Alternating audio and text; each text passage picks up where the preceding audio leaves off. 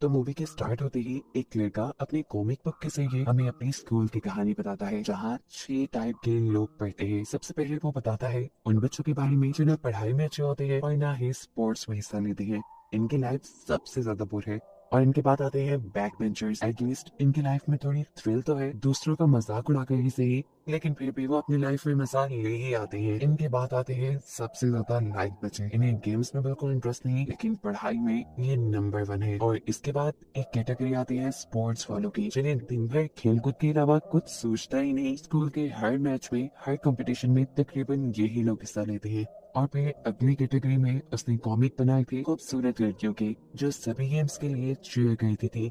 और फिर सबसे लास्ट और सबसे टॉप पे आता है गोल्डन ग्रुप, जिस ग्रुप के लोग स्कूल में सबसे ज्यादा फेमस और सबसे ज्यादा टैलेंटेड है, पढ़ने में भी आगे और एक्स्ट्रा एक्टिविटीज में भी। और इस ग्रुप का लीडर है फेम, जो कि पूरे स्कूल की जान है, क्योंकि स्टडी हो या कोई गेम, आज तक उसे कोई हरा नहीं पाया। अब ये कॉमिक वाला लड़का पीटर अपने बारे में बताता है। वो है सबसे पहले बताई हुई कैटेगरी का लड़का, जो ना तो पढ़ाई में अच्छा है और ना ही गेम्स में, और ना ही उसके अंदर इतना कॉन्फिडेंस है कि वो दूसरों का मजाक उड़ा सके। कुल मिलाकर उसकी लाइफ बहुत बोर है। अपने आप को खुश करने के लिए वो कॉमिक्स बनाता है, जिसमें खुद को वो हीरो मानता है, और अपने स्कूल की सबसे फेमस, सबसे ज्यादा प्यारी लड़की को वो अपनी हीरोइन ड्रॉ करता है, क्योंकि उसे उस पर क्रश है। दिखा जाता है कि सुबह स्कूल आते हुए पीटर बहुत ही ज्यादा लेट हो गया, और ऐसे हड़बड़ी में उसने अपने होमवर्क की जगह अपनी कॉमिक बुक रख दी। इसका अंदाजा उसे तब हुआ जब असेंबली में उसके पास खड़ा हुआ उसका दोस्त उसके बैग से उसकी होमवर्क कॉपी निकाल कर चीट करने लगा। अब वो घबरा चुका था, क्योंकि बहुत बड़ी गड़बड़ी होने वाली थी।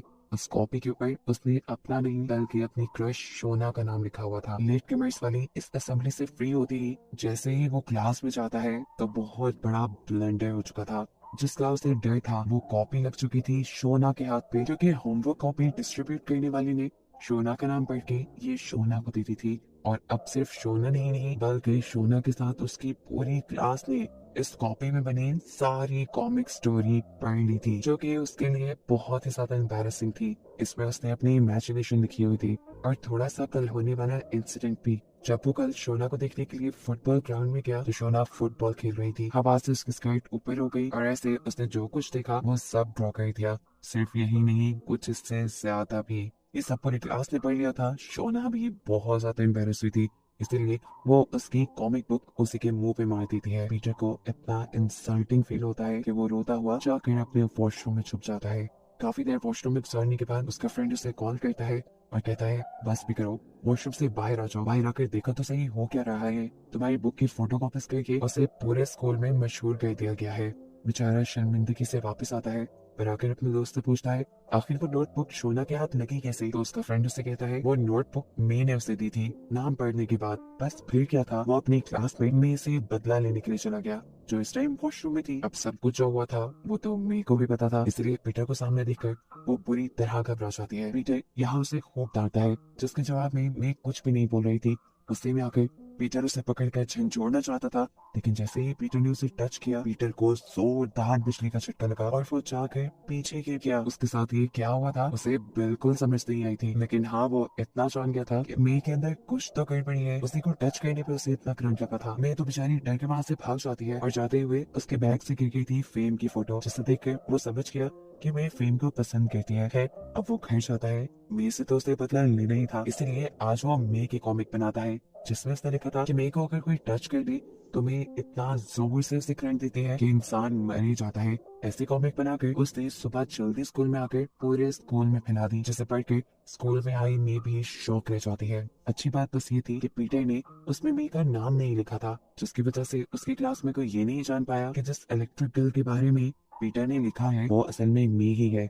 अब मे परेशानी में पीटर के पास आती है, क्योंकि जो उसने किया था वो तो गलती से किया था, और पीटर उससे बदला लेने के लिए ये सब जानबूझ के कर रहा था।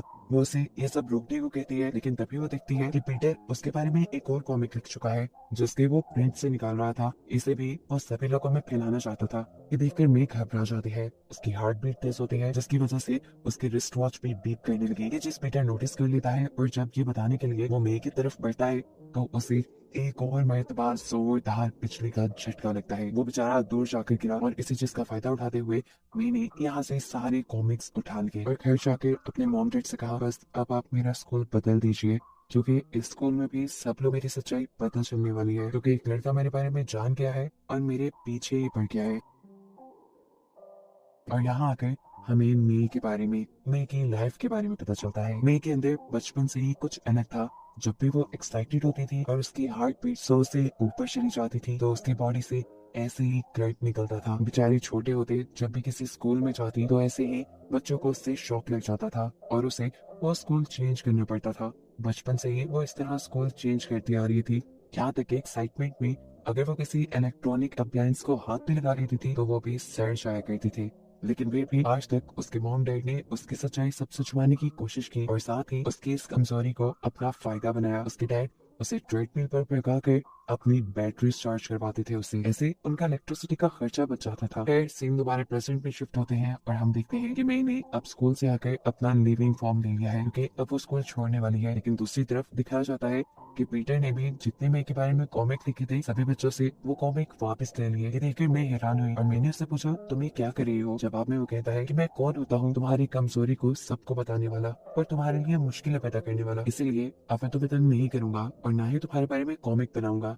ये कहकर वो सारे के सारे कॉमिक चला देता है और इसी आग में मैं अपना लिविंग फॉर्म भी चला देती है। लेकिन देखते ही देखते ये आग इतनी बढ़ गई कि फेंस में ही लग गई, जिसे देखकर पीटर तो घबरा गया। लेकिन मैं जल्दी से भाग के यहाँ फायर एक्सटिंग्विशर ले आई जिससे ये लोग आग बुझाने में कामयाब रहे। मैं नहीं जानती थी कि दूर खड़ा फेम उसे नोटिस कर रहा था और वो उसकी स्पीड से इम्प्रेस हो जाता है। यहाँ तक कि अगले दिन उसने उसे अपनी टीम ज्वाइन करने का इनविटेशन भी दे दिया। ये सुनकर मैं बहुत ज्यादा एक्साइटेड हो गई और उसकी हार्ट बीट तेज हो गई। ऐसे में उसकी बॉडी से करंट निकल सकता था, इसलिए वो यहाँ से भाग गई। दूसरी तरफ पीटर जो बीमार हुई शोना की तबीयत पूछने गया था, शोना उसका बहुत मजाक बनाती है, उसके लाए हुए सामान को भी डस्टबिन में फेंक देती है और बेचारा दुखी होकर मे के घर आता है। वो ऐसे हो गया था जैसे लाइफ उसकी खत्म ही हो गई हो। वो मे को कहता है तो मुझे करंट दो और करंट देके मार दो, लेकिन ऐसे ही फसोइन में मे के अंदर से करंट नहीं निकलता था। वो जब मे को बहुत ज्यादा गुस्सा दिलवाता है तो मे उसे थप्पड़ मारती है। उसके थप्पड़ में करंट भी था जिसकी वजह से वो बेहोश हो गया।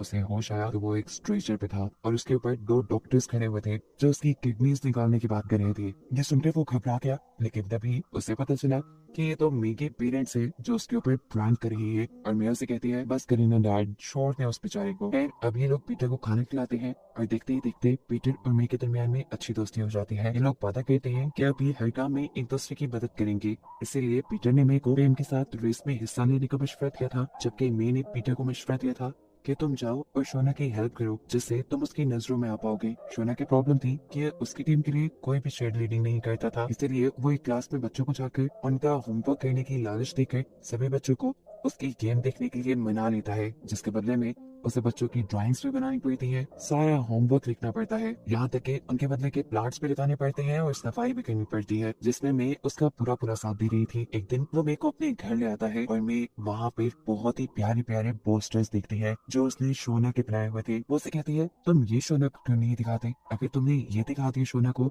कि तुमने उसे कितनी प्यारे वे में पेंट किया है तो वो जरूर तुमसे इम्प्रेस होगी। लेकिन पीटर अब अपने कॉमिक या अपनी पेंटिंग दिखाने से डरता था। खैर बच्चे भी शोना की डीएम देखने के लिए चले जाते हैं जिससे शोना बहुत खुश होती है, लेकिन अभी वो ये बात नहीं जानती कि इस सब के पीछे पीटर है। दूसरी तरफ मैं भी रेसिंग में हिस्सा ले चुकी थी, लेकिन ये रेस आम रेस वाली नहीं थी। इस रेस में 4 लोगों को दौड़ना था, कुछ इस तरह के पहला राउंड पहले प्लेयर को कंप्लीट करके अपने हाथ में पकड़ा हुआ रॉड दूसरे प्लेयर को देना है, जिसके बाद वो भागना शुरू करेगा और इसी तरह तीसरा और चौथा, और फिर जो टीम सबसे कम टाइम में अपना राउंड कंप्लीट करेगी वो जीत जाएगी। ये सुनकर मैं घबरा गई क्योंकि भागने से उसकी हार्ट बीट तेज होती थी और उसकी बॉडी से करंट निकलता था। वो फैसला करती है कि वो सबसे एंड में भागेगी, लेकिन तब भी एक मसला हो जाता है। वो भागते हुए जब फेम को दिखती है तो उसकी हार्ट बीट बढ़ जाती है, उसके अंदर करंट पैदा हो जाता है। ऐसे में वो फेम के हाथ से रॉड नहीं पकड़ती बल्कि बड़ी होशियारी दिखाते हुए उस रॉड को छोड़ देने का ड्रामा करती है और फिर अपने पाँव से किक करते हुए उस रॉड को पकड़ती है। ऐसे में वो रॉड उसके नाक पे लग के उसके नाक से खून भी आने लगा था, लेकिन वो फेम को हराना नहीं चाहती थी।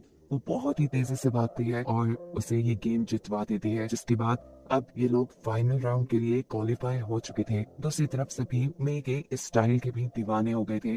जैसे उसने रोड पकड़ा था इस रेस को जीतने के बाद वो बहुत ज्यादा खुश थी। वो वॉशरूम में आके मे को खुशी में गले लगा लेती है और ऐसा होते ही मे को कुछ फील हुआ था, कुछ ऐसा एहसास कि अब उसे मेरे दोस्त से कुछ ज्यादा लगने लगी थी। घर आकर जब वो कॉमिक ड्रॉ करता है तो आज उसने अपने कॉमिक में शोना को नहीं बनाया बल्कि आज उसने अपनी कॉमिक के अंदर मे को ड्रॉ किया था वो वाकया ड्रॉ किया था कि जैसे मैंने उसे गले लगाया। जबकि अगले दिन स्कूल में मैं फ्रेंड से संडे को कहीं चलने का कहता है। वो खुश हो गई थी। उसे ऐसा लगा कि जैसे उसने एक डेट के लिए इनवाइट किया है। उसने ये बात पीटर को भी बताई, लेकिन पीटर ये सुनकर खुश नहीं हुआ क्योंकि वो खुद मेरे को पसंद करने लगा था। मेरे को तो मेकअप भी करने नहीं आता था। बेचारी टूटा फूटा जैसा भी मेकअप करती है और फिर पीटर के साथ उस लोकेशन के लिए निकल जाती है जहाँ पे उसे फेम ने बुलाया था।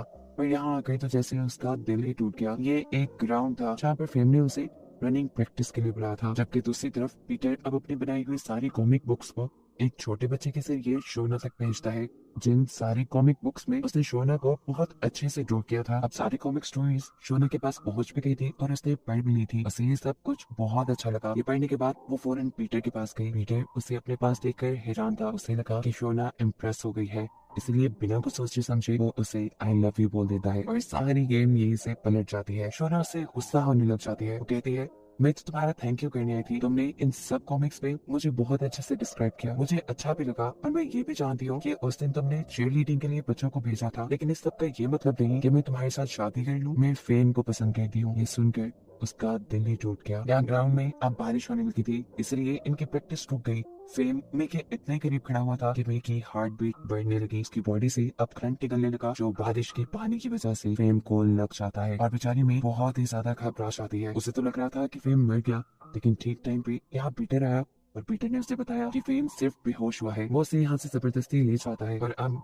घर जाने पे वो बहुत ही ज्यादा उदास थे। उसके गुस्से की वजह से उसके अंदर अभी भी करंट था। ऐसे में जब वो मेन स्विच पे हाथ लगाती है तो उसके पूरे घर का फ्यूज ही उड़ जाता है। ऐसे में उसका मूड ठीक करने के लिए यहाँ पर पीटर बैठ जाता है और उसके साथ हुए वाकये को अपने कॉमिक्स के जरिए एक नया रंग दे देता है। कुछ इस तरह उसने स्टोरी बनाई थी कि एक इलेक्ट्रिकल के हीरो को उसकी सारी सच्चाई पता चल गई। ऐसे वो डरने लगी कि अब हीरो उसे छोड़ जाएगा, लेकिन हीरो ने उसे कहा, मुझे कोई फर्क नहीं पड़ता इससे कि तुम्हारे अंदर कोई कमी है, तुम जैसे भी हो मुझे तुम पसंद हो। पीटर के कॉमिक्स पढ़ के उसका मूड बहुत अच्छा हो गया था और उसे अपने साथ होने वाली चीज भूल ही गई थी। अब मैं ये बात जान चुकी थी कि अगर वो फेम को खुद सच बताए तो ज्यादा अच्छा है। इसलिए अगले दिन वो जाकर उसे सारी बात बता देती है कि जब उसकी हार्ट बीट तेज होती है तो उसकी बॉडी में से करंट निकलता है। ये बात वो मानने को तैयार ही नहीं था, लेकिन यहाँ मैं उसे एक डेमो भी देती है और उसे उसका फोन चार्ज करके दिखाती है, जो देखकर वो हैरान हो जाता है और उससे इम्प्रेस भी, क्योंकि उसने अपनी सारी सच्चाई उसे बता दी थी। और अब फाइनली वो उसे प्रपोज कर देता है और कहता है, पहले तो तुम मेरी दोस्त थी, लेकिन क्या अब तुम मेरी गर्लफ्रेंड बनोगी? ये सुनकर उसकी खुशी का ठिकाना ही नहीं रहा था। उसने ये सारी बात जाकर पीटर को ये सुनकर पीटर तो अंदर से टूट चुका था। वो अपने घर चला जाता है। जबकि अगले दिन अब सभी गेम्स का फाइनल डे था, जिसके अंदर मैंने भी हिस्सा लिया हुआ था। पूरा स्कूल आज यहाँ इकट्ठा था सिवाय पीटर के, क्योंकि वो उदास अपने घर पे था। उसे मे को खोने का दुख था। वो मुस्कुराने लग जाता है। उसके दिमाग में कोई आइडिया आया था, जिस आइडिया के चलते वो जल्दी से स्कूल गया और जाकर फेम के साथ खड़ा हो गया और उसने फेम से कहा, तुम क्या बड़ी हीरो बनी पीते हो, मेरे से मुकाबला करोगे क्या? फेम को वो पागल लिखने लगा था। फेम तो उसे जानता तक नहीं था और वो ऐसी बातें कर रहा था। इनकी रेस जारी थी। फेम के एक पार्टनर भागते भागते अपना राउंड कंप्लीट करते हुए फेम के पास आ जाती है। फेम जल्दी से उसके हाथ से रोड लेकर रेस को कंटिन्यू करता है और पीटर भी उसके साथ साथ भागता रहता है और एंड पे खड़ी हुई मे से कहता है, ये देखो ये नोटबुक, ये पूरी की पूरी नोटबुक मैंने तुम्हारे ऊपर बनाई है। ये कहते ही पता नहीं उसे क्या हुआ, उसकी बॉडी से करंट निकलने लगा। अब फेम उसके पास आया और उसने रॉड पकड़ा तो उसे जोरदार करंट लगा। इस चीज को बॉदर किए बगैर मे हाथ में नोट लिए जल्दी से अपना राउंड कंप्लीट करती है और फाइनली ये लोग रेस जीत जाते हैं। रेस जीतने की खुशी एक तरफ थी, लेकिन टेंशन एक तरफ कि अभी तो मैं नॉर्मल खड़ी थी, लेकिन फिर मेरी बॉडी में से शॉक कैसे निकला। मैं इन सभी सोचों में थी कि तभी फेम उसके पास आया। फेम ने उससे कहा, देखो मैंने तुम्हें प्रपोज किया, लेकिन तब भी तुम्हारी इतनी जल्दी हार्ट बीट नहीं बढ़ी।